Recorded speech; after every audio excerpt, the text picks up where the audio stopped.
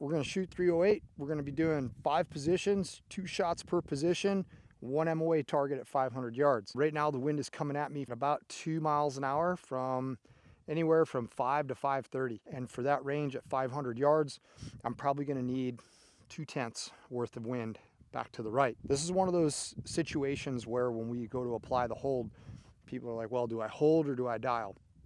And I would say if you have real gusty wind, don't dial your wind.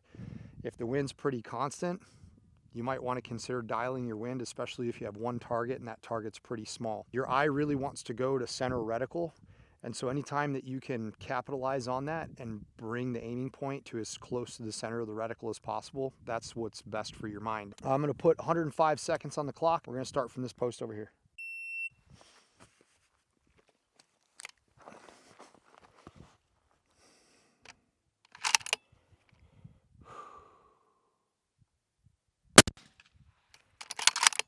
There's one.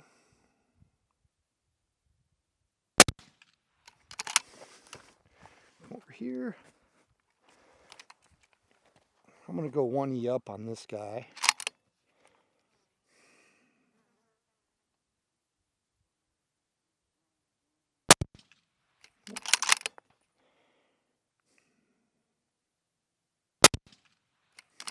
Thought that one might have gone off the right edge. I was flirting with the right edge with my aiming point, not intentionally, trying to bring it back.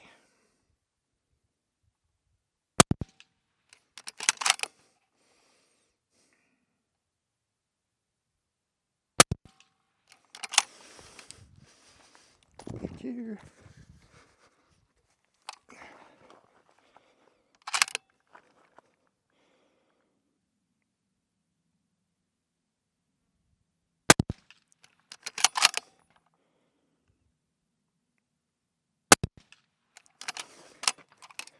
Last one.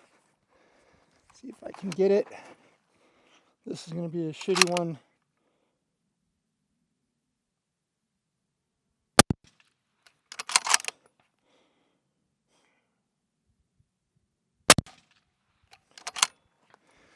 All right, thought it was going to be shitty. This is a 4-mile-an-hour gun, so at 500 yards, 4 miles an hour worth of wind, I need 5/10 worth of wind.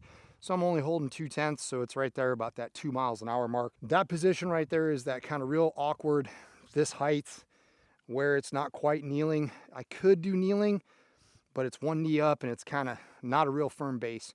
And so then we're forced to go into that low, bent over standing position. And in that position, it's really important that you control your center of gravity and you make sure that you lock your pelvis into position when you're leaned over. And even though you're in this leaned over position, you want to make sure that your pelvis is locked into place.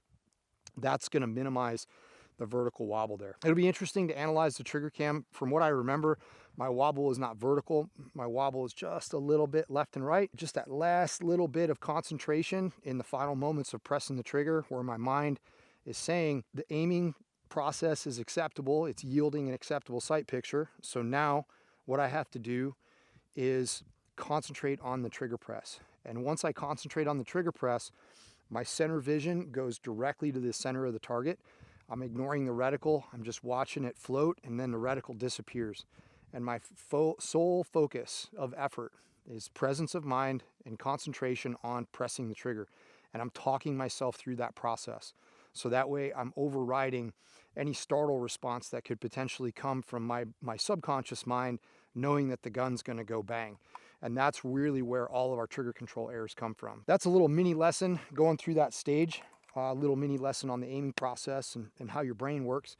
That's really important stuff, and those are the principles that we dive into super deep in our intro to long range as well as our skills progression clinic.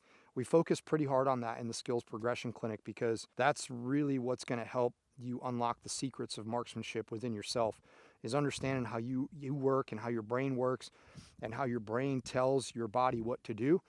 And once we understand how all that goes together, it makes shooting a rifle a lot easier. So if you want more information about that, cruise over to moderndayRifleman.com. And as usual, if you guys like the content here, make sure that you subscribe. We appreciate all the things that you guys do for us in terms of being followers and listeners. And it helps us do what it is that we do, which is bringing you success, because your success is our success. And that's just the way that works. So we'll see you guys next time.